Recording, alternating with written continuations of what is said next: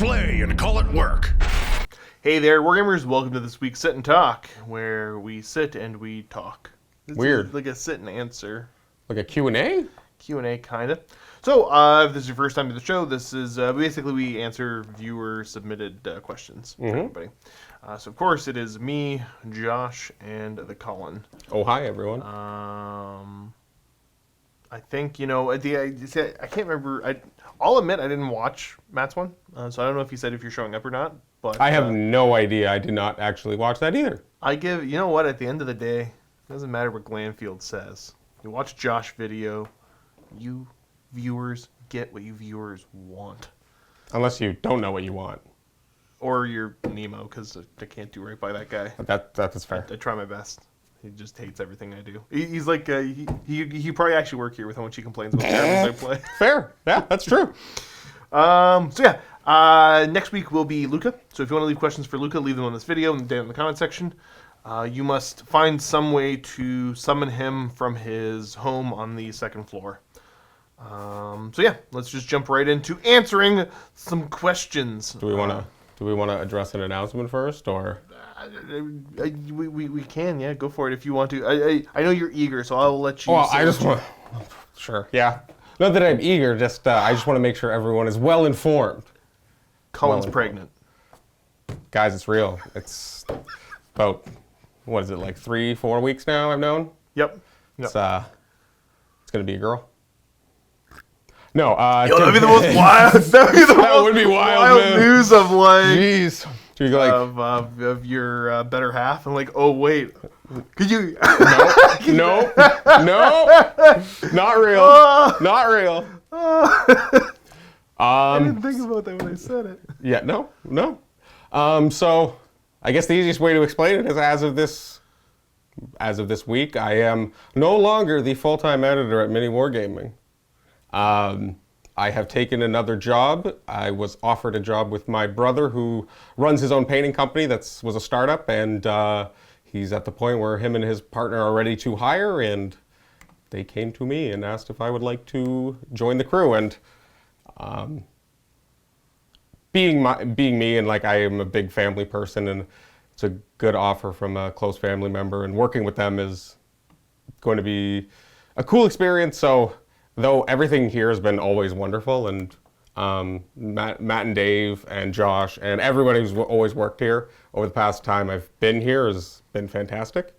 And it's been a long time since I've been here, and I guess it's just time to move on to something else. And new chapter in your life. Yeah. Working here is just, it's hard to work on my own personal projects when I spend 9 to 5 staring at editing programs all day.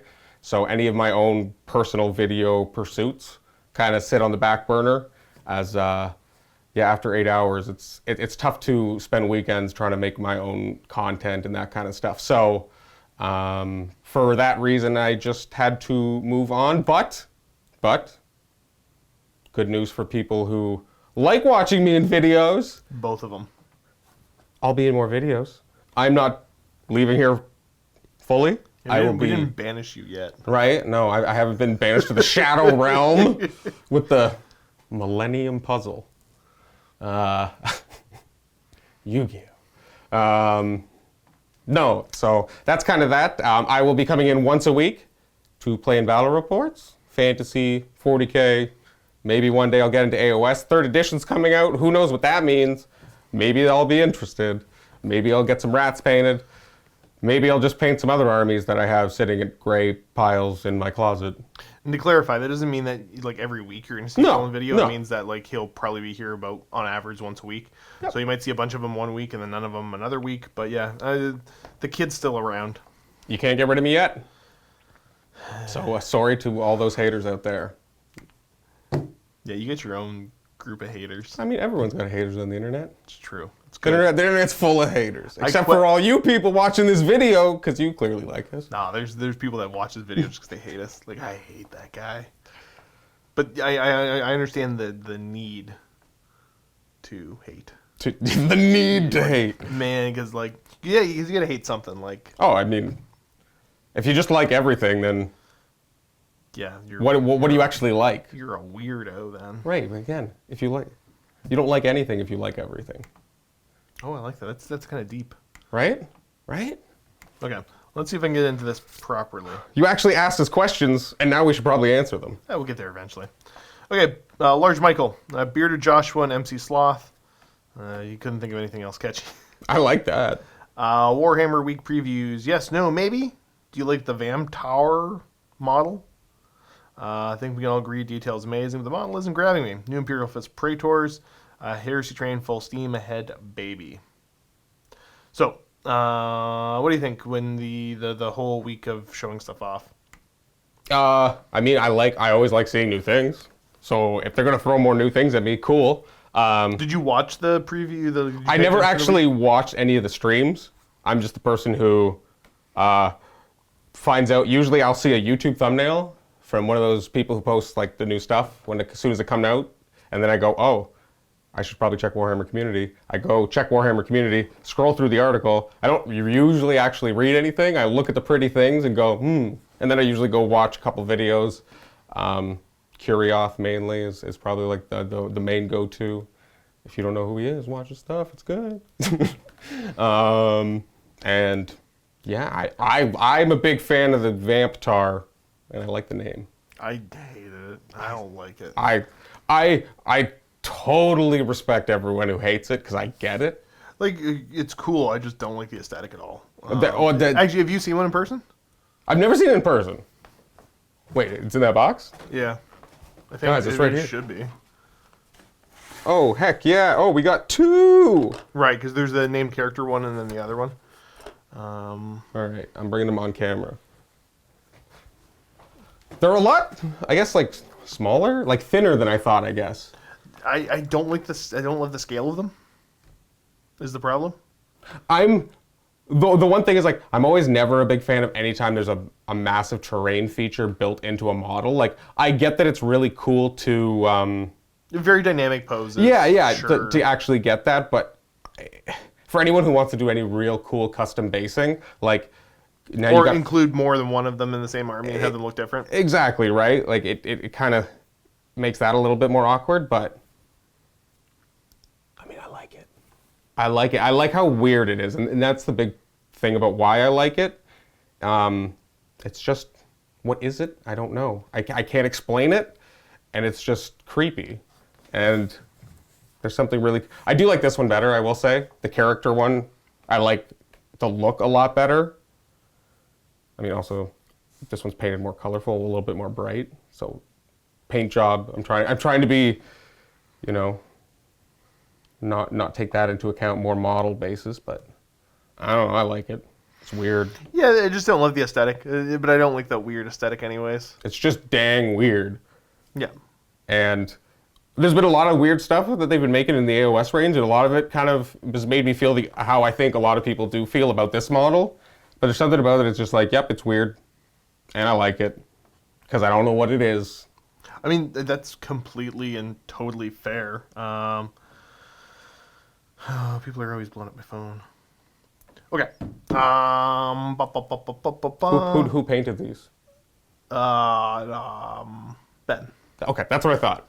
I forgot his name. Ben. I don't think Ben's watching, but forget his name for a second there. I don't know. I'm gonna find out if he wants me to plug his stuff, because I don't want to plug somebody's Instagram if it's a personal Instagram. Well, I think he has a lot of cool stuff on there, so it sucks to be him if he doesn't want people to check it out. Yeah, he does plug his Instagram, I think. Okay, so I'm gonna plug it. You have permission to, because we have. Give me 2 seconds. Said that he does a lot of really cool looking stuff, and he's really transitioning to doing like more and more characters. Yeah, so it's ben.bradbury, BURY.BB, and yeah, there's a lot of cool stuff. You might get sneak peeks at stuff he's painting for us too, so that would be kind of neat. And yeah, he's been getting more into some like 75 mil scale, done some busts, done a little bit of that, did a painting competition, and like, it's really cool to watch someone's progress like that. And I mean, like having if you like cool models in your Instagram feed, check them out. So, yeah, but as far as the rest of the previews, like 40K, I think they were showing off, what was it, just sister stuff? Sister stuff.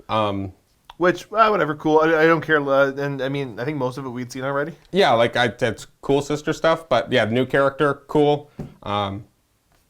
I like Sister stuff. I'm not really planning on getting it anytime soon, so Yep. it's like, yep, that's cool. I like it. Nothing makes me want to be like, I need to own just that individual model without an army. But I don't know. Tuesday was, I think, I may be just putting our schedule into it, but I think Tuesday was the AOS day. Yep. So I personally welcome our new crab overlord. Yeah, the crab boy. Like I'm all for the crabs. I do think that the lionfish gets a little. He should get more love. Like, if the crab wasn't there, like people would have, Right? That would have been his time in the limelight. I know. But you make a fish crab. I guess you're always choosing the crab. The crabs are just cooler. The box game, like finally we got Plastic Thunderhawks. Yeah, cool. I totally got fooled by that thumbnail. They got me. I was like, what? And then I was like, you did it. So I mean, cool enough stuff there. Yep. Orcs coming up. Cool. Yeah, cool new orcs. I don't think I'm personally the biggest fan of the look. I feel like it looks not as 40K, but maybe that's the point. I'm curious to see what the paint job looks like. That's once fair. They get painted up, like when Steve gets them and paints his version of them, I'm curious. True. Because I think Yep. they'll fit in super nice. Mm-hmm. AOS 3.0, super cool. I'll admit, like I totally was surprise. Like I was like, I'm sitting there on Saturday, like where heresy, like Yeah. like come on, you guys. You gonna give it to me, please? And no, I think what was the quote? Like I had zero expectations, and yet I'm still disappointed. Yeah, there you go. Right, like Super cool stuff for all of the different game systems that showed off, but I was ready to let myself get hurt again, and I did because give me Plastic Heresy. I mean, like there was that. I knew it was a very small shred of hope, but I was like, maybe a little bit of old world. Yeah. But like, again, that was a very, very low chance, and I realized that because it's been only 1 year since their last post or whatever. So I don't expect much from that soon. But every day I do wonder. And every once in a while, the Warhammer 3 trailers on Warhammer Community get me. I'm like, oh, it's just. I mean, Total War Warhammer 3 looks great, but again, not old world. Cry. One to my ogres. We need that expansion right away.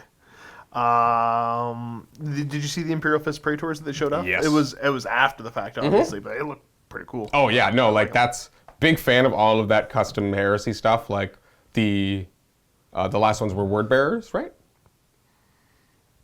I think so. They've had a couple recently. But yeah, like the more they make the individual chapter stuff, huge fan. Legion. Next one from Big Mikey. Anyone else here for the epic saga of the guy, his wife, and his friend are all vying for a gaming partner position? Yeah, I'm curious to see how that works out. Yeah, again, tell us. Bring it up in the next sit and talk. Right. Don't just email me because like everybody wants to know. I think. Right. Like I'm hoping in the next hour we'll find out more in the saga, but I don't think so. We'll see. Potentially. Also, come play Enlisted. Is that the stupid one that they're showing? It's the next Raid Shadow Legends that's in every video. They're talking about Enlisted. Oh, is that a thing? I think so. I'm pretty sure Enlisted has ads in tons of videos. Oh, okay. Need more bolt action in my life as well as Legion. Yeah, I would love to play some Star Wars Legion. Luca's got stuff, but there's some kind of a hold up on getting it onto the channel. I can't remember what it is. But there's. It's probably the fact they're sitting on my desk. That might be something to do with it, actually. Are they painted? Yeah, see, that's the other part of it, isn't it? Awkward. I would love to play a little bit of Star Wars Legion. I don't know if it would take off on the channel, but it'd be entertaining to just get into the rotation every once in a while.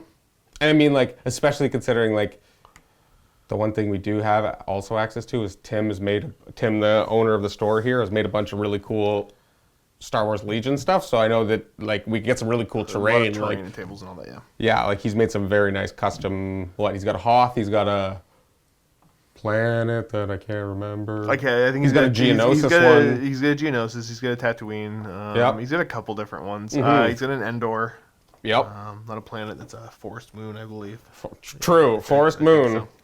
Yeah, I'd love to get a little bit of Legion on the channel, and like honestly, like we could just borrow some other people's armies and play. But like Luca would want to play his own stuff. Yep, first. and Well, I will get it off my desk in the next month, maybe. We'll see. Need more bolt action. So yeah, you're going to continue to see bolt action. Great engagement. People are loving it. The next one, you're going to see some K-47 units in. And we'll see how that continues to grow. Mm-hmm. And yeah, I'm not going to come play Enlisted. Come play Tarkov, loser. Just do it. Yeah, no, we lots of good comments on the bolt action stuff, and even the Outward Realm stuff we just recently put out. It's nice to do other stuff. Like there's a lot of cool games. Mm-hmm. Yeah, Outward Realms looks super cool. And they had some beautiful models, and that paint job on the ones that we got were... They did a really good job. The game looks super interesting. Obviously, Luke and Steve were the preferred guys to do it. But maybe one day I'll get a crack at it too. We'll see. A toad at it. Oh yeah, I was super excited as soon as I saw them. We got Wild Horse at Josh. More bolt action, please. Yeah, we're gonna do it. It inspired me to finally watch Band of Brothers. Oh, so did you watch Band of Brothers? I don't think I have. No. I don't know. You're such a little cinema man. I know. All this good stuff. You're like, no, I haven't seen that. I'm working on it, but I don't know if you are. I swear to God, if you watch Beastmaster before you watch Band of Brothers, like, okay, I can tell you that ain't happening right now. Steve, if you're watching, I'm sorry. Plus, if you or Luke are looking for a sci-fi aspect, we got K-47 coming. We're gonna just use the units because I want to say K-47 might still be on an older edition, but I might be just making that up too. Oh, okay. But the rules might bolt be... action's in its second edition. Mm-hmm. I think. Might be the third, but I think it's the second. Use the same models, only a few rules changes. Yeah, we'll probably just stick with the bolt action rules and just add the units in, but we'll see when we get there. Hope to see more bolt action. Cheers. Yeah. I like it. I'm going to continue to play it. You got Random Roy. Howdy, hi Josh. No question, but need to share this 10-second clip. It's what happened to me this week at work. Did you watch that? No, I did not. Yeah, I fell out of a chair and I laughed. Oh, I am watching now when I get home. Thank you for sharing that. I was quite entertained. Did you just happen to be with someone filming him at the time, or? I want to say it looked like he was on a video conference or something like that. Oh, that's even better. Yeah, that's awesome. Quality. We got Ludo, Josh, and I hope Cullen as well. Yeah, he's right there. Which armies in 40k and AOS do you feel the most connection to lore models? These are my peeps. So 40k, like, is there a 40k army that you're like, yeah, like these guys, like I feel connected to these guys for one reason or another?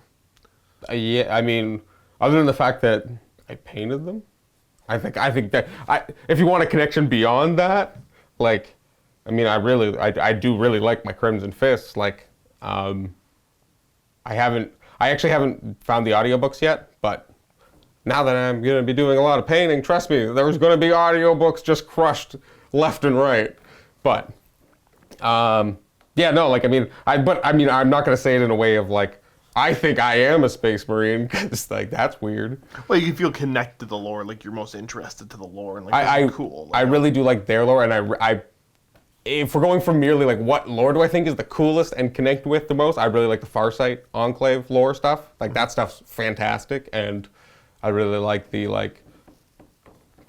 dynamic of Farsight doing his own thing within their kind of thing, and just being like, no, I don't need your stuff. Why are I'm not going to listen to you? Yeah, breaking out of the Tau kind of sphere of influence and doing his own thing. Yeah, that's actually really neat lore. Yeah, no, it's saw someone being like, not just listening to the people who speak down to them and trying to realize that's really cool stuff, and also not wanting to get his brain, like put into somebody else or something like that. Right.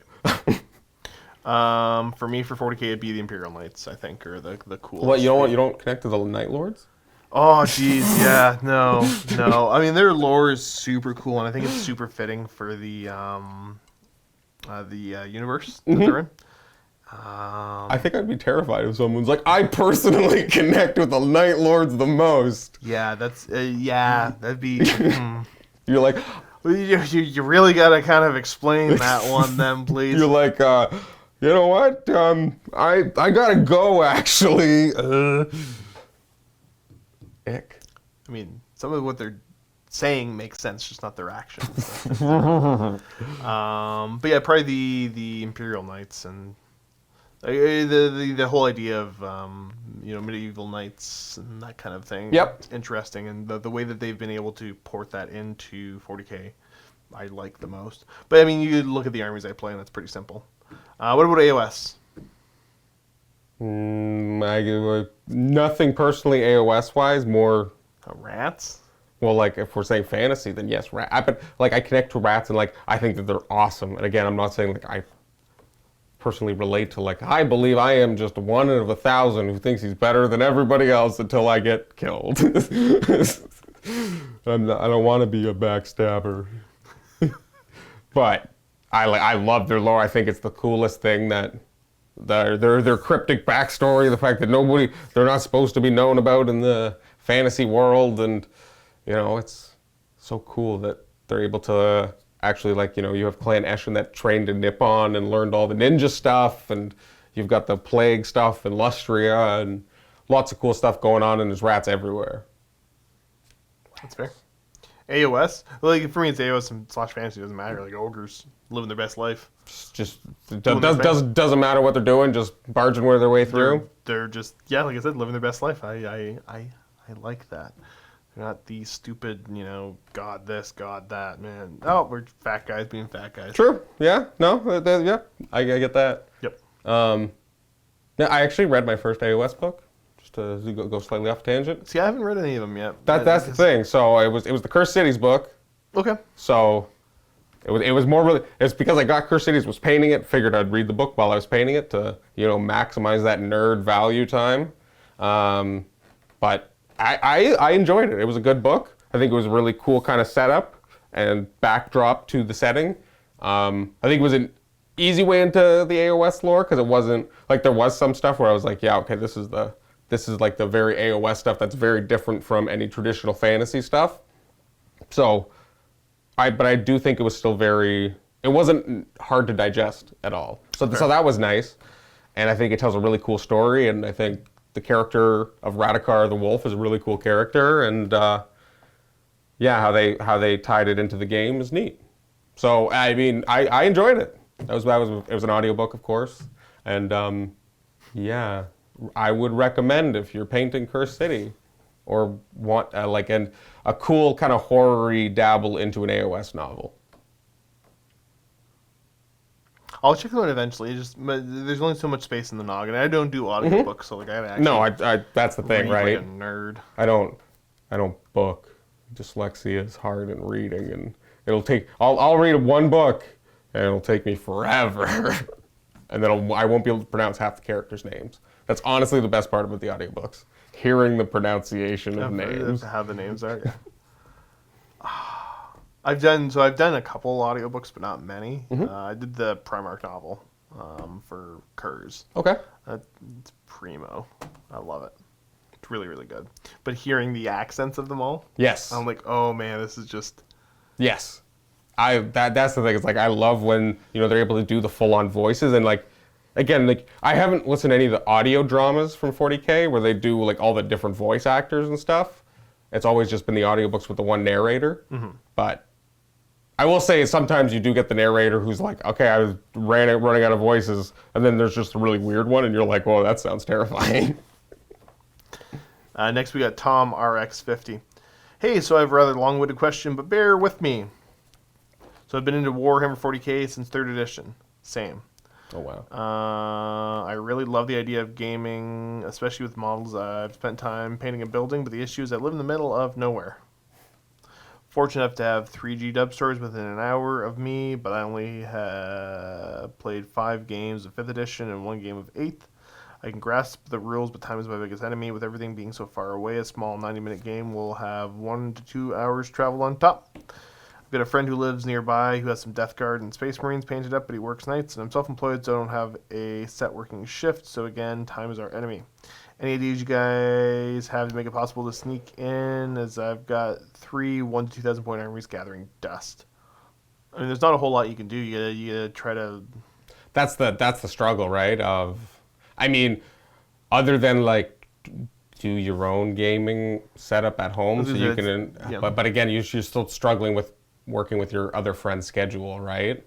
But yeah, I mean, you got to bring the games to you is pretty much the only way you're going to do that. Yeah, that's always a struggle, right? I mean, is there like local Facebook groups? Is there any way that you could try to like maybe see if anybody who plays at those stores actually lives closer to you, and you know, maybe either one of them or you would be able to get your own table? But I think that's the only thing I think, or like Tabletop Simulator. Well, but obviously you have your own yeah. models, which I totally get. Like I've never dabbled in Tabletop Simulator because you can't play with the things.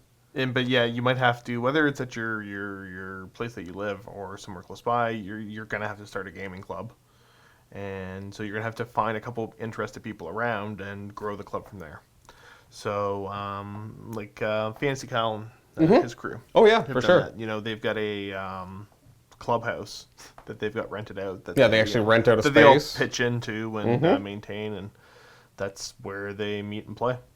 So yeah, you got to bring the games to you, my friend. And I don't know your exact situation, but that's what you're gonna have to figure out. And in the middle of nowhere, like, hey, you know, you'll find some other people that probably have similar interests, and you just got to get into the hobby if they're not in already, or just find the people that are into the hobby in the same situation as you. Yeah, again, like you're in that situation where you're forced to kind of take more initiative. So it's just about trying to figure out what works best for you in your situation and how you best to pull it off. But unfortunately, like at that point, I don't think there's one easy answer to go look on this website to find more people, right? Yeah, but you got to start putting yourself out there at every opportunity. Like this comment's a great example. I don't know where you are. You've got, you know, a couple thousand people watching this that could potentially be people you're playing against, and you haven't even mentioned. I don't even know what country you're in, dude. That's fair. So you got to start putting it out there. Yeah. You know, gather. Find some Facebook groups, find some Reddit threads, find some internet forums, find anything, you know.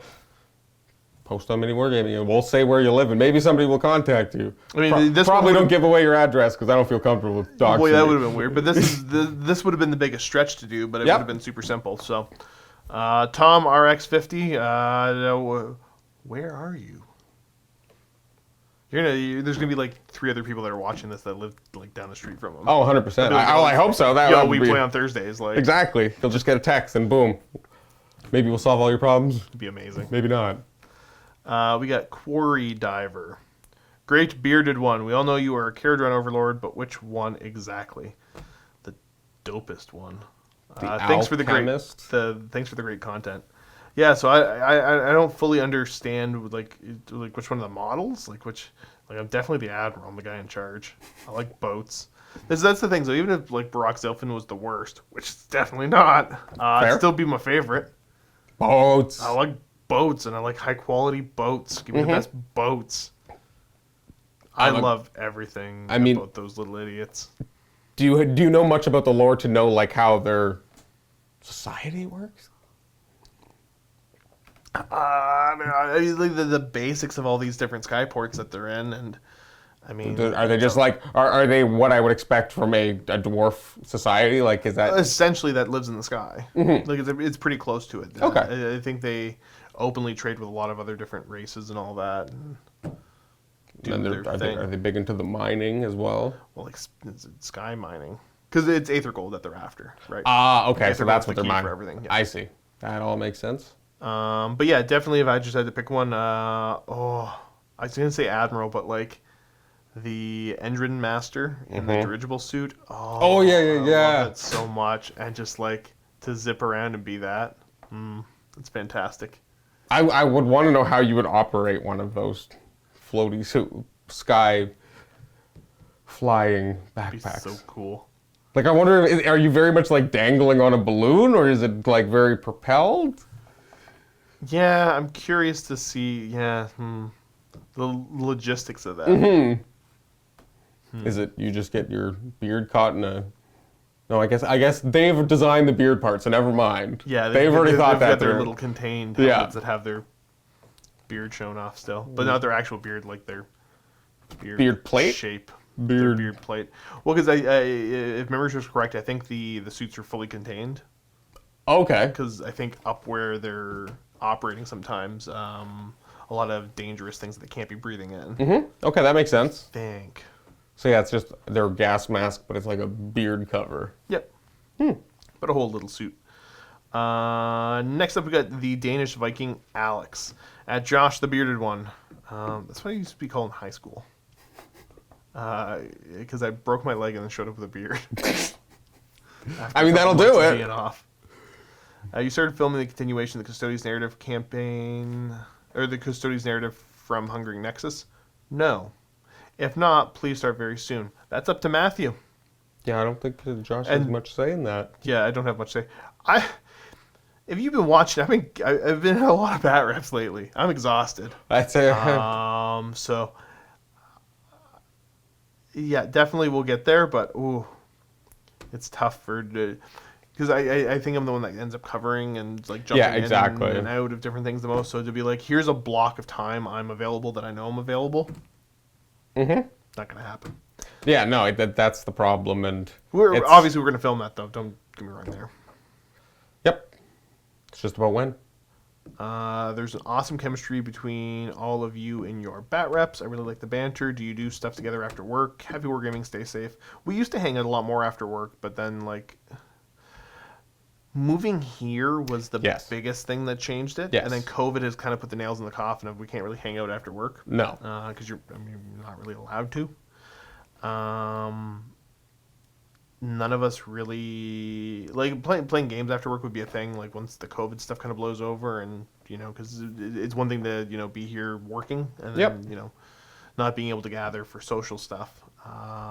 When we were at the old location, there was the bar that was within walking distance. There's another one here that's within walking distance, but that never kind of took off. Like everybody kind of boogies after work. Yeah, I don't really know exactly. I don't have an exact answer. Why? Do you know why? I don't know if there's more. So I think if you look at the people that were, working together there at the time, so like QFed. Fair. That's a big one, right? Yeah. Right, and then like it didn't take much to twist your arm. With me, it depends if I gotta get home and take care of the dog or not. Steve would hang out if other people were hanging out. Luca was the one that never really hung out. Yeah, Luca was the alarm goes off at 5. And if work is done, I'm out.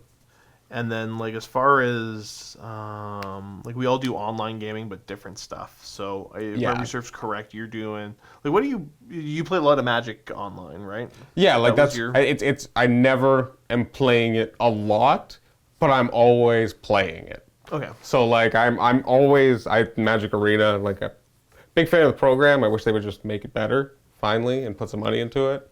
But I'm always drafting constantly.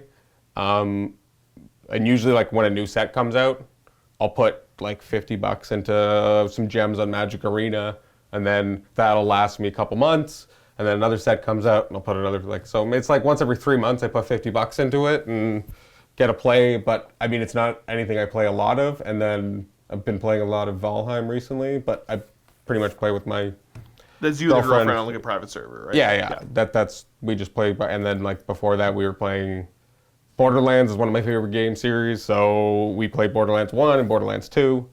It was my birthday recently, so I just got Borderlands 3, so now I just need to buy it for her. And then I'll be playing that recently or soon, but that makes sense. And then like I'm too cool to play Magic, so like there's no connection there. Steve plays some random like for like one-player games. I don't think he does much of like the online gaming. He's not into that. Yeah, no, I think he's been playing Baldur's Gate recently. Okay. Yeah, that makes sense. Like the newest one. I know he played some of the horror games, but then like freaks himself out. That's true. Yep. But he also just paints a lot, so. Right. So he keeps busy with that. Luca plays World of Warcraft basically. I was gonna say Luca. Like, he is many hours. Like he's got to do his dailies. Yeah, well, yeah, I mean, like, but he plays classic more than anything else. Like, that's true. He plays retail when new stuff comes out, but then he's straight classic, and like I don't really. I get the memory serves correct. I think he's doing fairly serious raiding twice a week. I literally don't even know what that entails, but I know that means it's like a full-time job, bro. I know he has to stay up for many hours, like, and constantly be like It's like playing a D&D campaign, but it's like... Well, like it's constantly like grinding to have the resources to be able to raid and all of that kind of stuff. I never got into. Oh, so any of like, that stuff. it actually like costs something to raid? Well, you have to have again, not knowing a ton of classic stuff. You have to have like the right potions and all that kind of stuff. Okay, yeah. You essentially need the right supplies to be able to survive it? Yep. Okay. Yep. And there's expectations of you going in, and you have to have so many of this, so many of that, so many of this, so many of that. And keeping up with that takes a long time, as well as like grinding up the reputation to be able to do certain things. I mean, that's a whole other world. I don't even... Yeah, so he's like, I think he's taken time off when Burning Crusade launches. Is that what that week is in the schedule? Yeah, he needed time to play Burning Crusade, and then nobody here will play Tarkov with me. So I've got a couple of people that I've played with, but there's one that our schedules align.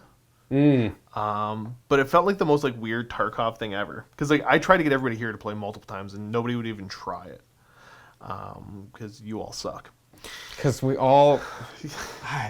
Because I don't hate myself that much, Josh. No, I'm still like, I'm bad.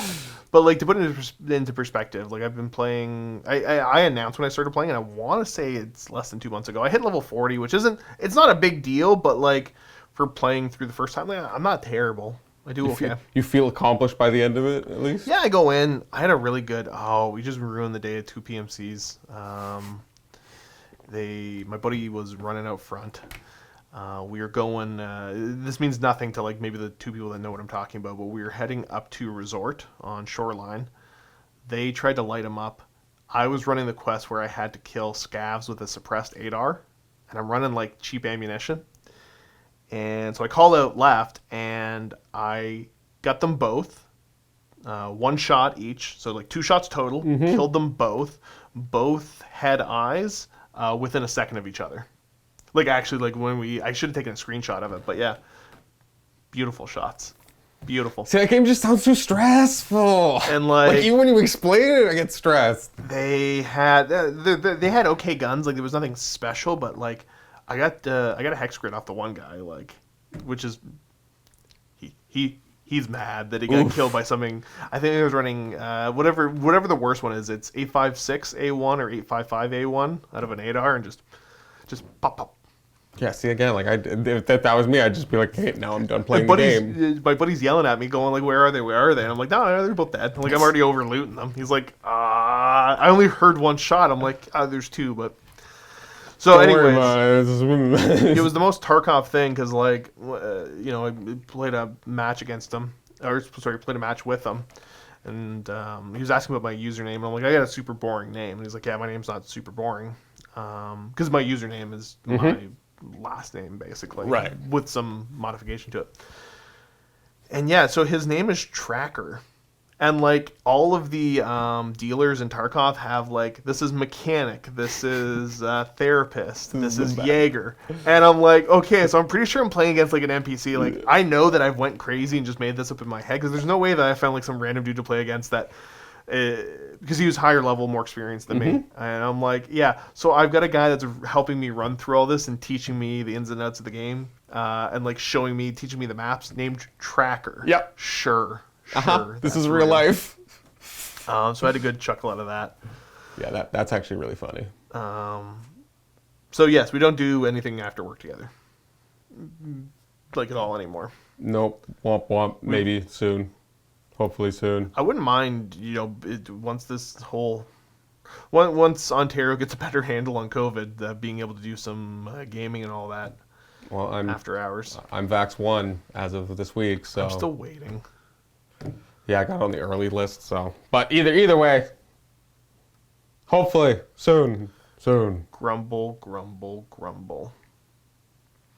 The Souls at Josh. I love watching your games in Horus Heresy, and likewise, I love watching your games with Imperial Knights. Are we ever going to see the Imperial Knights in Horus Heresy? I'll be perfectly honest. Probably not, because nobody will play against them. It's simple as that. Is that bad? I don't know. I've never got the chance to try it. I see. Interesting. Like Steve's not interested in it, and Luca's made it very clear that he will just throw the game on purpose. Oh my god. In protest because he just doesn't want to play against them. Like okay. I have no idea his reasoning behind that. So do with that what you will. Ask so Luca. what you're gonna no, I wouldn't bother because whatever. He seems to feel pretty strongly about it. I'll play them when I can get guests back in, and they're like, yeah, they just want to play a game. I'll play a game. I don't care. So yeah, you'll see it eventually when we get guests back in, and I can just play against whoever shows up. Knights.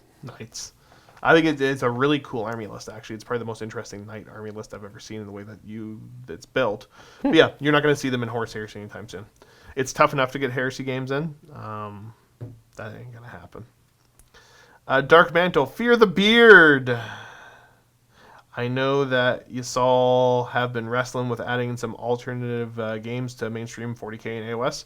Yeah, honestly, like for you viewers that like to watch some different stuff, as well as like us, just not going crazy playing the same thing over and over again. Like I'm the worst for it. Like I just very quickly burn out on a single game if that's all I'm doing. As you might be able to tell in some of my 40K and AOS games, where I'm just like, yeah, I'm kind of, I'm having fun with it, but it's not the same level of excitement as when I get to try something else. As when you watch the bolt action games. My suggestion would be to put something in a rotation: Heresy, Necromunda, Bolt Action, Kill Team, and Titanicus. Please, more Tiny Titans. Yeah, honestly, what it comes down to is having the people available to play that stuff, and making sure, because again, we don't get to play off camera because of the whole COVID thing and everything else. It's having the people available to play against, and like, so Heresy, cool. When I can get it in to play, sure, but we got to keep up the 40K and AOS because that's what brings the money in, keeps the lights on. Necromunda, none of us really honestly know how to play Necromunda. I think Matthew was playing it for a bit, but then, well, a little bit, but not. But that was before everything, so it's even it's like a year and a half now. So not enough to keep up like even semi-regular content, right? And have some variety in it. Bolt Action, yeah, I'm gonna go full steam on Bolt Action as much as I can because I got Luca playing. I'm trying to get other people to play. Haven't had much success yet, but who knows? Kill Team, again, Kill Team's cool, but we don't really play it often enough. And Titanicus, I own a sizable collection, and so does Luca. And it's we got to play some games to refamiliarize ourselves and then get into it. But the problem is we only have so many people making content right now because that's just how it's going to be. Yep. So there's a couple things in the works to try to get some, not really problems, to try to plug some gaps in the way that we do things. And we'll see how that works out. Alternatively, perhaps put a poll up that rotates for the vault members to vote on. That's cool, but honestly, the thing you're going to see is people are just going to vote they want more 40K and AOS. If I'm being perfectly honest, that's what it always kind of comes down to. And to mix things up, we could say that different staff play different armies than they usually do. Can you imagine Josh out of his comfort zone playing Daughters of Cain versus Mountain Sons of Behemoth? I'm going to continue my campaign to see more Titanicus with every sit and talk host until the legions walk again. Yeah, I'm at the point where, like, if I could just... I want to play these other games, and like I know that if I just start playing them randomly, I'll end up filming them, but I can't with the COVID stuff. So like I would love to have the chance to bring you guys some more content like that. However it ends up, whether it ends up on MiniWarGaming, somewhere else, whatever it looks like, I would love to see that. I mean, even I painted up Curse City stuff, so maybe hopefully one day we'll make videos for that. Maybe we won't. It depends if we even have time. It's relevant by the time we do have time, right? Exactly. So, and as far as like playing armies out of comfort zones, so the problem was we already, like, if you sit down and look at the amount of different game systems we play and the amount of different armies we play, and how much practice and prep time we actually have in between stuff. I think I do better than I probably should for getting things correct. I would play something out of my comfort zone, but the problem is that you have the Daughters of Cain people going like, "Oh, why aren't you really good at this already?" That's the thing. And so it's trying to strike a balance between having a certain level of variety and then also a certain level of competency in playing. if you look at everybody here, everybody has slightly different ways of doing things. I lean much more towards I want to competently play a few different. Usually what it comes down to is that I play a lot of different armies, but in those but in those factions I play one or two armies as standard, Right. and I'll slightly tweak those one or two lists for each of the different factions, and that's how I think I provide the best content. But everybody's got different opinions on stuff. Yeah, no, I think like that style of video works well for people who like mini wargaming videos, so it satisfies the mini wargaming fans. But for those people who are just looking for Daughters of Cain content, not really caring about who it's coming from, well, that might not be the kind of and obviously different videos are made for different people, but we're trying to, I guess, get the most buys as possible. It'd be fun to do in the vault every once in a while, but yeah. you know. Yeah, that would be a consideration, right? Leaving it for something that would be more vault-oriented, something like that. Yeah, because I mean, like the typical, like if you get people, like obviously the vault members tend to watch the YouTube stuff as well. They're not like, no, we just watch vault. Oh, yeah. And if you are only watching vault stuff, that's neat. I never would have assumed. Explain that to me. Yeah, why? Why? But I think most of like the YouTube viewers are tend to be a little bit more try hard in what they want to watch. Yeah, and again, like you're getting people who clearly like our content enough to pay for it, so have some level of understanding of what we do and why we do it, and enjoy the content to some degree, as opposed to just literally anyone off that could stumble across us across any other video and recommend it or homepage or whatever. So, yeah, YouTube's a wonderful beast. It is, yeah. So I mean, like again, I got some ideas, but like I want to like. COVID's the biggest thing getting in the way of some of the stuff that I'd love to implement. So we'll see. We shall see. Mr. Socks. Josh and Cullen, love your content. Hope you're both doing well. Josh, when we see your Legio Mortis take the field, what do you think is next for Adeptus Titanicus? Oh, I don't know when you're going to see it. Like, you'll probably, like, as soon as I get the chance to do it, you'll see it in whatever form that takes. Because the thing is, like, there's no for Studio Titanicus we have one warlord and like 3 little titans. Like, we don't have a studio collection. Like, right. Luca and I have collections, and they're personal collections. And Luke and I are so busy doing everything else that we can't just be like, hey, do you want to take a day? Like, do you want to take like 3 days to figure out how to play Titanicus and film a couple games? Like, because it's not also like a really quick and easy, simple. It's not really complicated, but like there's again a degree of competency that I insist on in the videos that I'm No, it's definitely one of those games that I think that you don't want to be playing it first, second, maybe even third time on camera before you get a couple more games under your belt. They're so cool, though. I will say they're really cool. It's a really good game system too. It's a fantastic game system to play. I don't know if it translates to video as well, but like, oh, it's so good. It's just I have so much plastic. I gotta get it. Maybe one day. Yeah, no, buddy, don't get you can go deep into Titanic. I know. Because the proper heraldry and all that. Like, you go super deep. Yep. Cullen, have you sorted out your wallet problem yet? No, it's still upstairs. Honestly, it was my birthday the other day, so I got now I got a bunch more cards in there, and then I even when someone gives you some money in cash and some money in change, so then you got a bunch of change to deal with.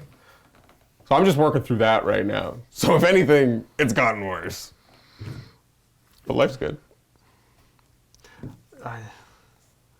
Like right now, I'm not sitting on my wallet. It's up on my desk.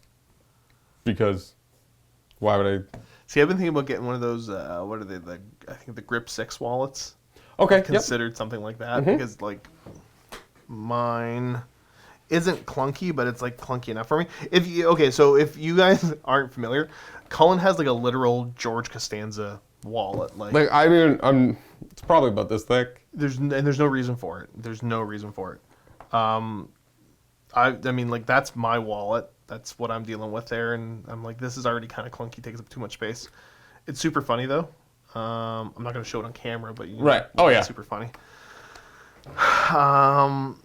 Yeah, no, I don't know, man. Like, I like to keep all my stuff in my wallet, but I'm also that person that, like, why do I need my wallet on me while I'm shooting this video? I don't need it. You keep your wallet on you because you need to have your wallet on you at all times. You're supposed to. But I don't. I only have need my wallet on me when I need my wallet. The way Cullen treats his wallet is the way that like I treated my wallet when I was 5. I didn't have a wallet when I was You 5. didn't? I had a. I'm sure I probably did, to be honest. I want to say. Oh, I think it was a Macho Man one. I But yeah, like I pretend like it's important for me to have, and oh, cool, this is super cool, and then I just forget it everywhere. don't forget it everywhere, though. You've forgotten it here plenty of times. Yeah, like when we went out to get food, but like, oh, okay. So here's the other thing. Yo, so when you go out to get food, it's nice to have your wallet so you can pay for your food. Fair, fair. But I found a solution to this problem, which is having your Visa card on your phone. Solves a lot of problems. I don't know why it bothers me as much as it does. It doesn't make me mad. I'm just like, you you don't need business cards from like 18 years ago in your wallet. Hey. Like, Literally 3 days ago, I threw out last month's McDonald's and Subway coupons that I keep in my wallet. you're such an old lady. Why? They literally give you them for free in the mail. Why would I pay full price when they come every month? So the only business cards I keep on me, because like I'll put them in the wallet, then they as soon as I end up home, they're out of the wallet. And the only ones I keep in the wallet are people that I don't like. And that way, you know, like if I ever like ding somebody's car or whatever, I can just like, oh, sorry, my bad. Like, and here's my business card. Like that's the only reason to have them on you. I see. Okay, Mr. Socks. Also, I was listening to a Sit and Talk podcast. If you can't tell, like I'm super tired. Like if anybody's wondering, like I'm just super duper tired. I've now only been doing painting for 3 or 4 days now, but like my body, I'm mentally awake, but my body feels like trash. I've also not 100%, but I've transitioned to being like almost 100% plant based in my interesting food content, and so like my body's getting used to that. So I feel really good, but like my energy levels are balancing out. That's interesting. Yeah, I just get tired of feeling sick all the time. No, that's. I mean, if it's, I think there's many benefits to it. So, I just don't want to feel like I'm not doing it for anything other than like I just don't feel like feeling sick at work all the time. Okay. Listening to a Sit and Talk podcast from 2019 yesterday, which prompted another question. Josh, you were talking about being too busy to film with the bunker to film bat reps. Do you think you'll be doing less filming once COVID is over? Almost guaranteed. Almost guaranteed. I'm sure that I'll get to the point that I'll have some sort of an outlet for wanting that. But yeah, I was not filming at all for a while there. Mm-hmm. And are the podcasts going to return? The Every Book Reviews particularly would be great to listen to on the go. Yeah, well, we have our new editor, Brandon, settling in. And once we get him settled in and into the swing of editing stuff, we'll probably look at a couple different ways of implementing different things. Yeah, no, like the Army Book Reviews is definitely, it's that weird thing because there's that like podcast regularity part of it, but like I guess even for things like that helps. Yeah, especially now that a lot of them are. The one awkward part is the placement of them too, and what's behind paywalls and what isn't, and how to give only Vault members access to certain things. So that is the one like back end stuff we got to kind of think about before we implement that. But yeah, we're looking at changing some stuff up, but right now, like I said, it's about getting the new guy settled in and figured out. Yeah, and we'll decide extra stuff from there. Okay. JD Grimm. Josh, first off, great job with the bat reps. Always love the banter you have with everybody else there at MiniWarGaming. I'm glad you're enjoying the bat reps. I think I'm getting to the point more and more with just the general like COVID burnout where I'm just like talking crap all the time. Like it used to be like when the camera got shut off. That's when the majority of it would happen. Now I just don't stop. Like I tone it down a lot when the camera's on, but like now I'm like whatever. I'm just gonna say whatever silly things I feel like saying, and what are you gonna do about it? I mean, there's something to be said about that, right? Yep. Yeah. It's tormenting Matthew. Which again, he does a lot off camera. Oh, it's worth it. Like, he deserves it though. That's the thing. Like for all the terrible things I do, I don't ever do it to anybody that doesn't deserve it. 100%. I assume. I'm sure. I'm thinking of everybody. I'm like, the only one I really think of is Jackson in the store upstairs. Yeah, well, that kid's gonna be terrible in his day-to-day life. I just torment him. He seems to be entertained by it though, so it's okay. As for my question, what are your thoughts on a new 40k player going the route of making a kill team and playing the version of the game rather than building an entire army? That's probably the best way to do it. Looking at this from a how much fun will I have playing versus how much will it cost me to really get into 40K perspective. I know it's a tough question, but any insight you can give is greatly appreciated. Okay, so my big thing is it all depends on like what you're trying to get out of it, which is just you're trying to have fun, but I don't know how, like, what defines fun for you.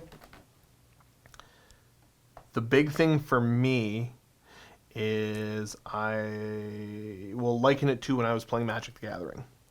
When I was playing Magic the Gathering, I was a kid that didn't have any money, so it was just fun to play with whatever random cards you have. There's no chasing the meta. And then getting to the point where I became an adult and had money, and then, you know, my buddies were doing the same thing, and they started to get into chasing the meta, and I'm like, this isn't fun anymore because I'm not interested in keeping up with the meta. 40K, I feel like can be really, it's going down the route of being very similar feeling to me. In that if you want to chase the meta, like you have to live and breathe this, and you have to constantly, you can't just pay attention to only your releases, you have to pay attention to everybody's releases and have a full... I would say that there's definitely more of that now, or at least that's more in the eye than it ever was. But I mean, I don't think it detracts from any of the other stuff, though. No, not at all. I mean, so it depends on like what it is that you're looking to do. So if you're just looking to kind of goof off and have fun, just pick whatever you want and just make a kill team and then kind of build from there. Yeah, because he's talking about the cost of really getting into 40K. So I'm going like, I don't know what you mean by that. Like, you're talking about really getting into 40K. Does that mean chasing the meta? That's and, fair. Like, you're flopping to a new army every time a new book hits. Like, is that what you mean by I think that's really getting into 40K? I hope that's not become that's really getting into at least the typical understanding of that's really getting into 40K, because that is even. Oof. There's people that always did that, and it was the same as like talking about chasing the meta before. Like there's always been a 40K meta, but I feel like nowadays it's a lot closer. It's a lot. If you want to have any chance of kind of keeping up, like it's not just like the top people that are doing that. Like it's become more prevalent kind of throughout the more casual people. You still I would. I mean, but I think part of that is also due to the internet. Because I would even argue that like even Magic has gone that way a lot too. That I think I experienced something very similar to Josh when I was playing Magic, but we were just a bit older when me and my friends were getting into it, and so we had money, and then that's what put a lot of tension on things, and that's when a buddy of mine and I did start chasing the meta for a while, and that was so much fun. That was a lot of fun. It was a really good thing for like just a couple friends, and then we ended up liking that meta, so we jumped to a different style of play and got more friends into that. So like when all of us were able to talk about it and really like go hard at something and all trying to commit at that level, like it's really cool and it's really fun, and I understand why that is sought after, but I also understand why it's not, because it is expensive. Well, that's the thing. It's a lot of time. I'm not knocking the people. It's just the investment of resources, right? And just time and money. It's just not everybody can commit to that. And I mean, part of the reason I was able to commit to that is because I was 17. So what else did I have to do? Like, I mean, I already had part-time job, so I had a lot of free time. But I get that, with life and work and how much time do you have? But yeah, I hope that's not. Yeah. Honestly, you just got to kind of figure out what sort of an experience you want, and starting with a kill team and building up from there, and deciding what you want to do from there. It's a good way to do it. Figure out what aspects of the hobby you really like. Yeah, I would definitely not recommend buying 2,000 points all at once. No, because don't do that. Because by the time you get out of the boxes, it's going to be out of date and not the good thing anymore. If you're trying to chase the meta. Yep. Yeah, exactly. Like that used to be an issue before, but it is now even compounded in the more recent years. Yeah, 6 months later, when you finally get around to painting the 6 other things in your list, that comes around, and it just stays gray. Yeah, with how quick that releases. Next up, we got Catfish 666, Beard Boy and Rat Rascal back together again. See, Catfish knew I wasn't gonna leave them disappointed. That the rodent of an unusual size would be here. Always, you gotta. Again, they can't get rid of me. We're gonna have to hire He's like an actual rat. Yeah, that's true. I'm trying to think of was there any specific Skaven hunting thing. Other than like, I mean, like there's the orcs and stuff that hated them, but there was no like dwarf type that was meant to hunt Skaven. Well, I mean, there's the dwarves specifically were pretty anti-Skaven overall, Right. but there was also what was the leader of the red-crested skanks? Oh! I have no idea what his name is. He was one of like the more recent Total War Warhammer 2 releases. Yeah. But I know who you're talking about. Yeah. Okay, there you go. Yeah. So yeah, there's going to be just some kid with a red mohawk that comes in and just drives you away. Exactly. That's what they need. So if you're a kid with a red mohawk and you don't want to see me anymore, just start showing up. He's gonna be kind of little though too. Next time I come back, you're gonna like go up to Max and be like $50. No, Dye your hair red. because like, yeah. I'm just honestly, I immediately just thought of Sam, Tiny John Cena. Oh yeah. Oh no. Just send. Oh no. So my two favorite content producers / video editors, Luca 2. Luca's okay, I guess. Question for Josh. We finally got the bolt action. It's been amazing. I love it. Any chance for some K-47? Yep. Yeah, we're going to see some K-47 units at the very least. And we'll grow from there. Obviously, getting the time and resources to get it on the channel was somewhat of a challenge. And continuing to interact with the video, but also share with your friends, because there's the Warlord Games discount code that you get for anything that's Warlord Games specific, I think, on their website, if you're a Silver Vault member. If you sign up off of that, like off of a bolt action video, because we're able to see what video people were on when they went to the page to sign up to the vault. Okay. And that's how we kind of track to see how well certain videos are doing. So like if you're like, oh, that's super awesome, then you go to like an AOS video And sign up for the vault. and sign up to the vault from there. Then it's like, oh no, they were watching an AOS video and then signed Right, up. So it's an AOS sign up. It's not the most detailed analytic system we have, but Well, it's the easiest. the best you can kind of do. Exactly. Making use of the discount code, so when we're talking with a Warlord, to see what kind of interaction we're actually getting and what kind of value it is. All of that kind of goes together. But continuing to watch the videos, interact with the videos to have the algorithm kind of push it up as much as we can. So comment, like, if you're not subscribed, subscribe on that video, and then tell your friends that are interested in that kind of stuff too. Hey, go watch this. Reply to people's comments who leave good comments, leave interesting Build that community. discussion. And obviously, there's toxicity in every gaming community, but like the bolt action community has been so cool to get interacting with more and more. Great. And I think that's part of just because the how the game is and the general mindset of the people playing. Mm-hmm. Pretty cool people. Like they're all pretty cool people, but like those are my people. I hope the travel restrictions end soon. Maybe all of y'all can come to LVO next year and we can meet up, and I'll bring the stout, bourbon, and sours for Cullen. Like all three of them for Cullen, or do I get in on the Yep, stout nothing too? for Josh. Yeah, I like alcohol too. LVO would be interesting. You never went, right? No, I didn't go. That was Dave went with Quirk and Mike, I think. Right. That was the team that went. I think that would be an interesting one to go to. I mean, like the fact that we couldn't go to an Amazon was already sad enough. I just want to go to one. I'd love to get to LVO and all these different events, but I'd also love to get events here. That's true. That's also a big thing, right? I just want to drink scotch and play Warhammer. Look, at the end of the day, this is what Josh was I'll looking. just drink scotch, talk about Warhammer or war games in general. Actually, war games. Games Workshop will always have its talons sunk in. Just it's not as deeply sunk in as I think everybody else sometimes. Like many different games. Question for both of you: what would you like to see in AOS 3rd Edition? I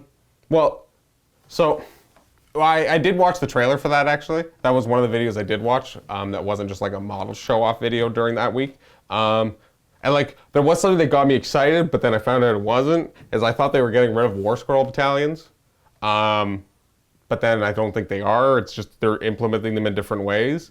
To me, it's like, my one of my biggest beefs with AOS is the amount of like little tiny rules that all have different interactions, and like it's just so much to remember. I just that's the part I struggle with. It's like, but on 6s, this does one extra other thing. Okay, you got 6 different weapons, and it's all different. And then you bring a battalion, and it adds even more special rules, but only to these specific models in the army. And I'm just like, someone who doesn't play often, that's a lot. So that's, I think, one of my, if they could trim some of that and just make more, I guess, straightforward rules, but that might take away from the flavor. But if there's some way to mitigate that, I would like to see that. I really kind of like the state that AOS is in right now. I don't mind. So I guess the basic one is, like, I'm pretty good with flow for AOS. So the thing in 3rd edition is I want to see a 3rd edition KO book with a big boat. Even bigger boats? Even bigger boats. I need my 800 point boat. That's what I'm looking for. More models, more armies. I mean, that's just across the board. But yeah, and any new stuff is good stuff. Like, again, with the way that they are taking a lot of sculpts and everything and taking them in a different direction, I don't know if there's ever plans to like completely kind of do one of those like redesigns, freshen up of the Skaven line. But like, if they did, I would be interested to see what they do. There's, I think, a lot of different ways that they could take it with some of the stuff they already have. So, more models, show me. Yeah, that's kind of where I'm at. Like, I know obviously your question was about 3rd edition specifically, so I'm assuming the core rules, but I'm happy with wherever they go. Yeah, that's the rules thing is that's my beef, but I think that's just one of those things mitigated with the more you play. But again, I still think that when this weapon hits on 6s and does something, but then wounds on 6s and does something, so now you're rolling 4 separate dice pools is kind of too much. Most armies aren't that bad. I think, yeah, maybe I'm just over exaggerating. Again, like you know what you have to do? You got to come to the destruction side, my man. Move fast, smash hard. That's all you got to worry about. Maybe that's the problem. You want to get better? Move faster. You want to get even better? Smash harder. Done. I mean, that is true. Not listening to Luca's sermon of his stupid order of activation, all his silly rules. Yeah, no, destruction. M. Tempest, I feel like someone should clip the moment where Matthew says he likes Chaos and play it back for Dave to see his reaction. I don't know. I don't think Matt wants to play Chaos, as far as I know. I don't know what he said, but I know he likes them as a narrative tool. Right. I think Matthew likes most things, I think, for like the narrative lore reasons. And I mean, like, I think most of us like a lot of the stuff in 40K. There's not that many things that I like actively despise and want to see removed. I like most things. I'm trying to think of one thing I despise. I can't. I mean, like for any game system? Just for like 40K. Like, I'm just trying to think of the first thing of 40K that, like, if I could remove one thing for 40K, what would it be? I don't know.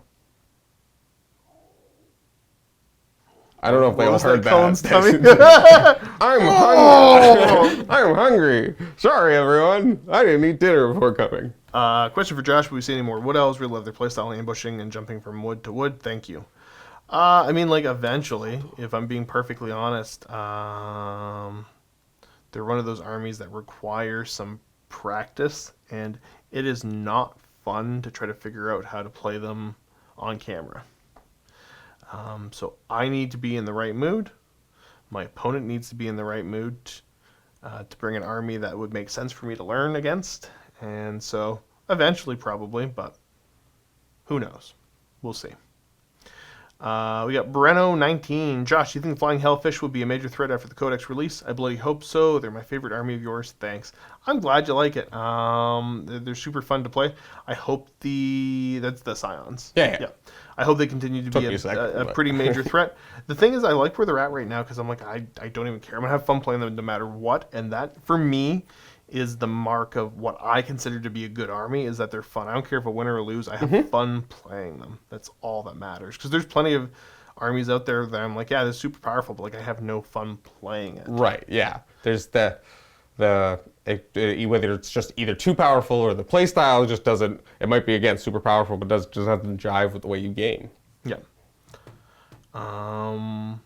We got the KT. I'll also throw my support behind K47. I'm doing it. Oh, jeez, everyone, why are you being so pushy? I think actually Ben's painting up a bunch of the vehicles. Ooh, cool. And we'll go from there. So again, you're gonna go back, and then you're gonna figure out what I said, and then you're gonna follow that Instagram, and then when you see him post K47 stuff, you're gonna be like, oh, that's for Josh. Yeah. I've got a couple American walkers, a couple German walkers, a couple Soviet walkers. See, like the Conflict 47 stuff interests me way more than the bolt action stuff. That stuff's like, ooh, neat stuff. I like weird things. Yeah, it's gonna be a lot of fun. Question is, what is your trick to rolling all those beards? I played this weekend and failed all my 3-up involves, including a reroll. LOL, keep up the great work. You have to obnoxiously yell as you roll them. Like, they're only going to come up if it upsets your opponent. And the more upset your opponent gets, the more they roll 6s. That's fair. Anytime I play against Matthew and Luca especially. The salt just helps the dice. Yep. They feed off of the misery of others. So that's where, if you do order some of my dice from MiniWarGaming, you've got to make sure that you put them somewhere that they can just soak up all the misery of the world. And then they'll roll better. Just like leave them at like a law office or like a courtroom. I was gonna try to think of a joke, but I'm like, that could get kind of dark. We don't need that right now. The courtroom wasn't too bad. Yeah, the courtroom wasn't too bad. Oh yeah, there's a lot of places I could have went with it. Okay. We got Malig01. Hi, Josh. Love the bolt action bat reps. Have you looked at Team Yankees a possibility? Yeah, I've had Yankee longer than I've had bolt action. I've got a full West German army. Oh, I could always use more, but I got a sizable one. I've also got a sizable Soviet airborne force with some tank support. Not something you're probably going to see on the channel anytime soon, but I do have it available. And again, it all kind of comes down to getting guests back in and what we end up doing then. We got Religos. Hello, Josh. How are you? I'm okay. A little tired, but okay. Have you got vaccine yet? Nope. Still waiting. Still awaiting. Will MiniWarGaming open its doors to guests once again after you guys all get poked? I mean, like, the idea is, yeah, just I don't know what capacity and what it'll look like. Continuing on here, we got Warp Shadow. Hi, Josh. I'd like to be part of the Tyranid Evolution campaign. However, I've looked it over every which way, and I'm sure they're going to realize Tyranids are probably the most evolved Xenos out there.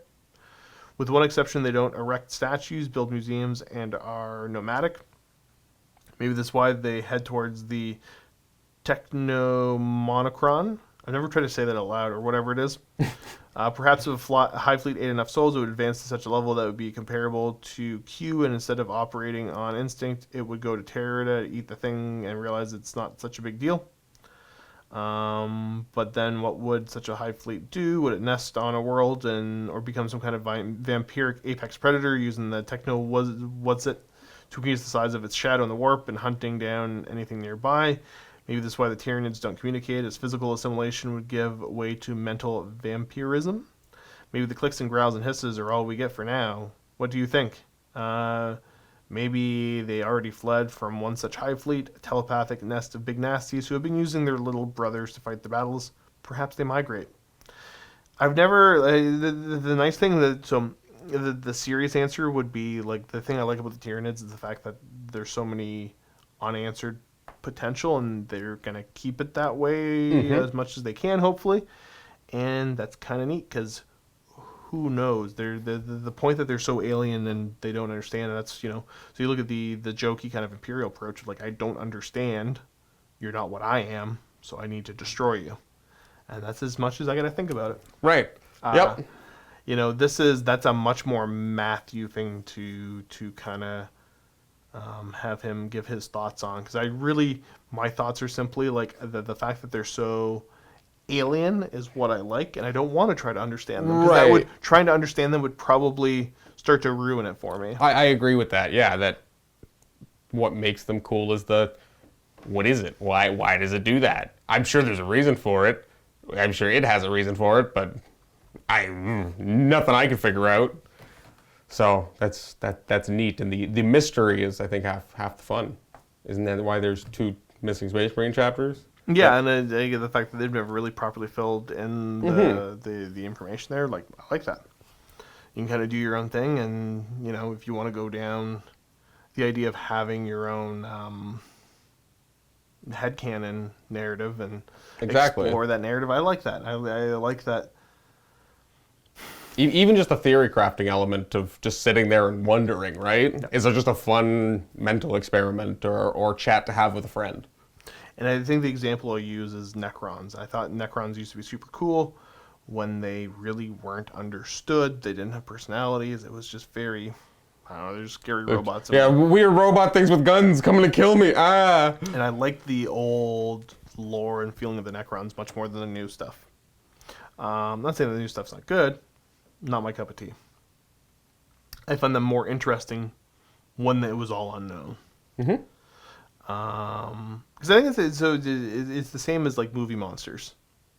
Like when you can't show it too early. You can't show it too early, or some of the earlier movies where they couldn't show the whole monster ever because the technology didn't exist to do anything close to that, and those were always so much cooler and scarier that you just get like kind of a glimpse of something, and your mind fills in the rest of the details. So I like that a lot more. The theater of the mind kind of is a lot nicer than saying giving you the exact specifics of everything. Yep. Yeah, there is one actual true answer. And it's right here. I don't like that. We got 2 and 8. Hey, Josh. First, I'd just like to say a massive thank you. I've only recently gotten to 40K and given a couple 40K novels and was hooked. I've never played or painted a miniature before, and I found myself a little overwhelmed. I can't tell you how much you and the other guys at MWG help an absolute noob engage with the hobby. I was wondering if there is anything you know now that you wish you knew when you started. Well, I'm glad that you're really enjoying it. Yeah, no, that's kind of the point, is that we want to be accessible to anybody that just has fun playing these games. We're not going to get into a very specific niche one way or another. Every content producer has their own little things that they prefer, so they kind of almost specialize in. But we want to be, like, the goal is to be as accessible to the community as a whole as much as possible. And the other people out there producing fantastic content that is super niche can do their thing. They can have their audiences. And that's cool. Anything now that I wished I mean, not really. Like, I've been doing this for so long. I think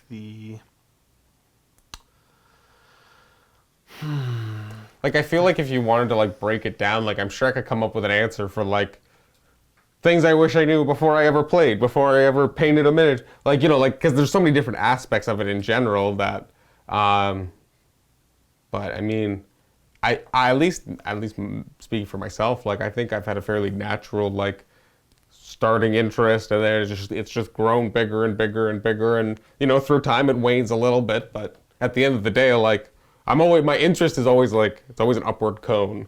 It's always growing in some facet, whether it's more books or more just learning more lore.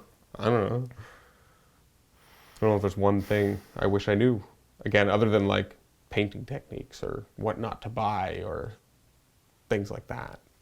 The closest thing I can think of is just, like, I could be a little bit all over the map with what I purchase as far as... Right.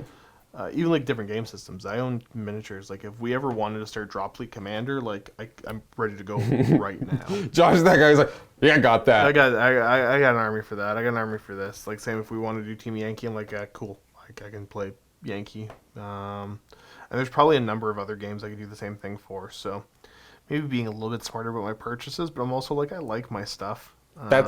That's kind of what I'm thinking. Like, even if I was to think back on my purchases, even the ones that like weren't smart necessarily, or like weren't ideal at the time, like I feel like I still learned things from them. So, like there was not like one thing that was like, oh my gosh, I should not have bought that one thing that was a catastrophe or something. That's never happened. So, at least yet. Yeah. For me, I think it's just kind of, I've always kind of known it, but the extra focus on just do whatever makes you happy in your hobby. Don't worry about anybody else. And, don't try to have you be flexible in the hobby in the way that you like the hobby so that other people, you can have a community going. But at the same time, don't try to enjoy your hobby the way that some other guy does. You know, do what makes sense for you, and that's about it. Yeah, like if you are happy just watching and not painting or playing, then that's cool, man. But like if you obviously want to, then that's cool too. Dip your toe in, go, full board. Hey, whatever you want to do, man. The only thing maybe is just,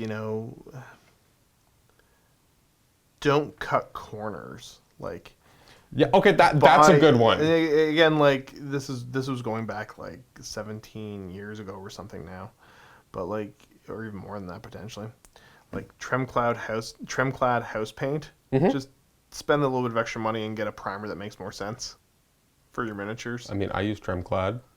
Do you use like the anti-rust house paint? No. Yeah, I that use kind of stuff. I use the plastic bond. Exactly, right? You know like, what I mean? No, but that is a fair point, right? Like, again, like even like to me, like part of me would be like, maybe some of my early miniatures, I wish I cleaned the mold lines better. But again, like at the time, I didn't see them, so you learn an eye for those kind of things by doing it more. So that is only practice. Yeah, don't be anxious. Just do what makes you happy and jump into it. And things aren't going to be perfect, and that's not a big deal. I think that's a big thing, that especially with the prevalence of like photos and such wonderful quality things that we have online, Instagram, like all Facebook and all those resources that you're constantly being bombarded by wonderful painters who've literally been painting for years upon years, and you don't think you'll ever come close. Like, you don't ever have to get there. That's ridiculous. Like I think that's people's jobs, right? And then, but like your stuff doesn't have to be coming out of a museum, man. Yeah, your stuff's only going to be as good as you want it to be. Yep. And don't worry about anybody else. And if you want it to look like coming out of a museum, as as long as you're cool with spending the 30 hours it takes to paint a single troop, then like that's what makes you happy. Yeah, I mean, at the end of the day, doesn't matter how much time you put into painting that miniature, it's still going to die just as easy. To my mediocrely painted miniatures. Pellinor, hey Josh, when are we going to see you and Luca try some other historical game systems? Maybe ACW or Napoleonic, so American Civil War. I mean, probably not anytime soon. It doesn't super make sense with what the schedule is for us. Like, we get the meat and potatoes of 40K in AOS. Branching out into other stuff is super cool. In a post-COVID world, hopefully finding a better way to work with the companies that produce these games would be the way that you would end up seeing it on the channel. But yeah, like, I don't think, like, Luca and Steve aren't going to suddenly be interested in historical wargaming anyway. It's not going to just happen. Right, yeah. And the covering stuff like that is never going to make sense from a financial standpoint of, it doesn't matter if you like it or not, I guess we're going to do it. You know what I mean? Like that. So you're probably not going to, but like if once we get the bunker up and running and I can get the bunker guests coming in again, if there's some dude that, is like, hey man, I'm super into Napoleonic wargaming and I like your channel, I like what you do. Like if I bring in my stuff, do you want to play a game? Yup. In a heartbeat. Same with American Civil War or any of that. Like I'm usually down to play whatever kind of game. And when somebody wants to share something that they're passionate about, I'm like, cool, that's all I need to get on board. Right. Have that person who's already like hooked, and they can hook you, right? Yep. Unless it's Necrons. I hate them so much. So this game, it's just all Necrons. Yeah. Judge, I hate this game. This is the worst game. It's stupid, and you're dumb for liking this. So that's all the questions. I don't know how long this is taking. I feel like my energy level's like waxing and waning the entire time. I feel that through myself as well. Do you? So let's jump over to there's 26. There's 26. Oh geez, okay. Let's get seeing how many are actually real comments. Whoa. This person is just commenting "Watchers in the Dark" over and over again. Yeah. There's also somebody who wrote. Is this a poem? Is that Nicholas? Yep. Would you like to do the incantation of the? Go for it. O algorithm of YouTube, hallowed be your data, your metrics come, your will be done. On Earth as in Google's data center, give us today our daily recommendations. Forgive us our less, forgive us less well-received video, guys, as we forgive those who create makeup tutorials in 5 minutes and get 5 million views. Lead us not into temptation to follow the latest trends, but deliver us from Netflix, for the platform, the power, and the money are yours now. And until the next update, amen. I like that. That was It's pretty good. There are people doing some really good makeup tutorials out there, though, and getting good views, but I like the people that stick with what they're doing, and they don't fall down the trap of, like, whatever silly clickbait. yes. Or, like, I'm a super big channel. I'm going to find another super big channel, and we're going to create some fake drama. Oh, yeah, that's... Just, I mean, anyway, I don't think I follow anybody who does that, but even if I did, I think I'd stop following them because that's just... It's just not... Look, not my cup of tea. I No. don't, again, to teach their own people like their own stuff, but just know that if you ever are MiniWarGaming and, like, I got beef with somebody else, like, it's real beef. This isn't just for YouTube. I should start a channel. I should start beef with another channel. I don't know which one, though. I'll figure out someone. there's another comment, but I don't. It must be in response to a question that Matthew had, because without context, it doesn't really make sense. Okay, I'm gonna go through the entropy stuff real quick here. Okay. So did Cullen leave? No, he's there. Hi. Thought it was dumb. Remember, with the way Matt says it's only Josh next week makes me question. I mean, it happens. People move on, looking at a new editor, kind of back and forth. Tend to move on staff on the sly. Okay. So, and Drew, I'll address this because I mean, like, there's no like context when you're talking about this stuff. Just so you know, I've never read this thread, so this is my first time reading this. This is Yeah. interesting, trying to read potential drama about yourself. Yeah, well, I mean, like, and then so Stonehorn's comment, it's not on the sly. Cullen or anybody else's life choices are not our business, if it's even true.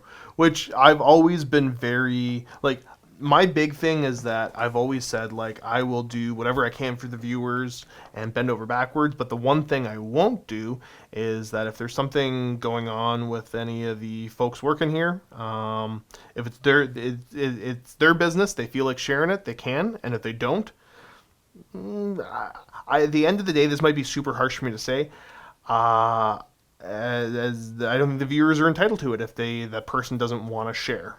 And that Right. person's more than welcome to share in any way, and if they choose not to, I guess it doesn't matter how upset people might be by our decision to not put their personal business on the internet. Yeah, no, and I'm super, super strict about that.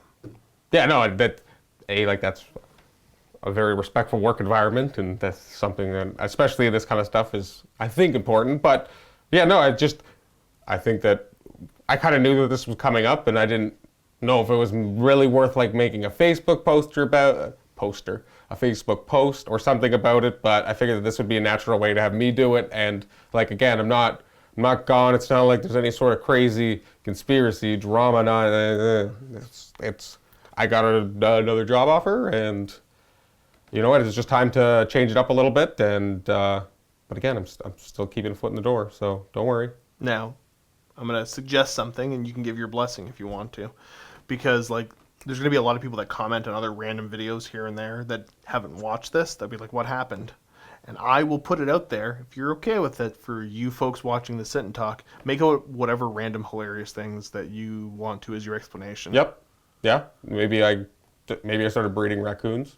Breeding designer albino raccoons. Yeah. Whatever you want to come up with. I moved up to Yellowknife to paint specifically knives yellow. Yep. Like I don't know. Whatever you guys want to come up with. I've become a professional Instagram spelunker. I don't know. That seems so scary. Claustrophobic. Oh, that would be nope, never again. Never in a million years would I. Because there's always going to be the hilarious comments of it. I used to put a lot more dumb stuff in the comments and like argue with people because I was bored. But then also like putting whatever stupid stuff. I remember when Steve was off for like a little while dealing with stuff, and people are like, "Where's Steve? What happened?" And I just started saying like he went to jail. Yep. And I thought that was hilarious. Yep. A couple of people I think keyed into it and thought I was being serious. Jake Dog. Seems like everyone wants to see the doggos owned by the MiniWarGaming staff. Yeah, Dave's allergic. But has a dog. But he's got a hypoallergenic dog. I know. But he still has a dog. And yeah, dogs are awesome. It would be just. It would be. Because you don't like your family's got dogs, so you don't have it. You don't have a dog. I don't have a dog. I don't even live in a house with a dog. Okay. So but what you'd get? I have a cat. Steve is currently no animals currently. I think he's got a cat. Oh, that's true. His mom has a cat or two. Or three. I don't know. There's just more and more that kept popping up. That's true. I think I was talking to the Gray. This was ages ago, so I got no idea. But I think at one point he was like, "Hey, you know how I said my mom got a second cat? Turns out there's a third." That's honestly. There's two that look the same. That I'm like, wait a second, because I think he saw them both at the same time. And he's like, wait, what? They just mitosis and became two. So there's a lot of cats. I think Luca was talking about getting a cat, but Luca's a cat person too. Yeah, I know he didn't have a cat at his old place, but has recently, I think, moved and might get a cat, maybe. Yeah. Matt's got a cat, yeah, right? Matt's got a cat. One. It's a nice lady. And then I got Dozer. And I don't know. I could bring in the snake. I know Aaron has do much. A cat, I think one. I believe it is Uno cat. Yep. Rob's got a dog. Yep. Yeah, we got to get Dozer and I think Onyx out at the dog park at the same time. That would probably be fun. Yeah, I think they're like both the same kind of like excited boy energy, thick dog. Yeah, I had him out the other day and he just trots everywhere. Like the dogs would all the dogs would run past and then like 10 seconds later he'd just trot. I'm not moving any faster. Nope. He was excited the whole time, but he's like, yeah, no, I'm not burning my energy on this. He's like, why would I run? Yeah, they'll come back in a second. That's awesome. We got Mike B. If you plan on continuing Bolt Action, you might want to invest in some more World War II European terrain, buildings, etc. Good or bad, World War II games need more attention to realistic terrain. Thanks for testing the Bolt Action waters. Yeah, honestly, anything we can do to improve that stuff, but also keeping in mind making YouTube content of miniature war games it will never be the most fruitful way to do things. So there is a budget, so we'll do what we can. Yep. But the you might get stuff that kind of straddles the line between like this could be used in a game system. You're probably gonna see a lot of that stuff. Yeah, that's the thing. Like as a company like this, you kind of have to look at that terrain and be like, it might not be like those pieces that would be some distinct monument or something that places it somewhere. Well, that's good for one thing. Yeah. But if I can get this other thing that works on all these three, it might not be as specific or as like super unique and cool for that one game, but has applications everywhere. Well, that has more value. Yeah, you hit the nail on the head.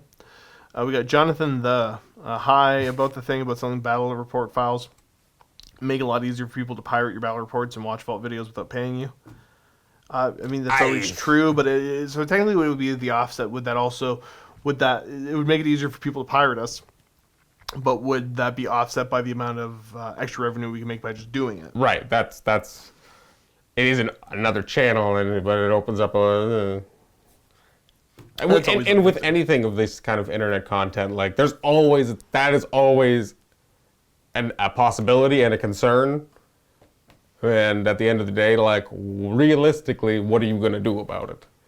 In the current state of the internet, there's not much we can do in the current way we release stuff unless, I don't even know how you would. Maybe there is a way, but I feel like that would cost a lot of money. Make encrypted battle reports. Yeah. I'm looking at the next comment by Stonehorn talking about the Sons of Bahamut. Yeah, that was a big one. Talking about Matt's play and all that. This mostly seems more of a rant, and I don't really, as I read it, don't have a strong reaction. Whole lot of stuff you're talking about there. I kind of agree with some of it, don't agree with other. No real talking points for me. And it wasn't directed at us, so don't have much for you there. Love narrative. Kind of going through all these different things. Yep. Is That this is all pretty much addressed to there's Matthew. Yeah, right. There's a comment about how apparently Matthew was fatigued by the Eyes and Horn series. All my comment on that is, I listened to like the first little bit, in like the first 20 minutes. It was like very different than the other, like just because I'd read so much Horse Heresy that I was like, whoa, this isn't Space Marines. I feel like it was like going and reading my first Horse Heresy book again, where I was like, whoa, It's completely different. this is different. So I almost need to like, I know that when I start it, I have to start it like knowing that it's going to be different. But I definitely will. So it's really good. Honestly, I think the thing with Matthew is Matthew's a very squeamish person. And I want to say, without giving any spoilers, I think last time we talked about it, because I was really pushing for him to read this stuff, and this was years ago. So he may have revisited at some point, but I know what kind of stopped him in his tracks at the one point was the very well-described scene of a certain interrogation of someone. okay. And that was just, It wasn't even, I will say, like, I don't mind listening to this stuff. It doesn't bother me personally hearing it. But, like, I listen to it in my car. Yeah. So when you pull up to an intersection and that's playing in your car, I'm afraid someone's going to call the police on me because I'm listening to some weird stuff. Well, you got to do the Conrad Kurz novel. If this has been in the shot the whole time, I'm so annoyed with myself, but that's okay. Where was that? It was, like, right here. So it wasn't shot, but whatever. Whatever. I had a thing in the way. But I didn't. How didn't I notice? That's okay. Well, hopefully you folks enjoyed this week's Sit and Talk. Sleepy Talk? Sleepy Talk, pretty much, yeah. I don't know how long this went. I feel like it probably went on forever, but it feels like it was concise, so I know it's not. Remember, next week is Luca, so leave comments for him. Luca, and then... Summon him from the darkness. Whatever you want him to talk about. I don't know. Ask him how it's going in Red Dead Redemption, because he should finish that game before he puts all of his time and effort into World of Warcraft, but he hasn't yet. Like, I need him to just finish that game. Fair. I've never played that game actually. I do like Rockstar games though. But It's really good. I liked it. I only heard good things. So yeah, it's well done.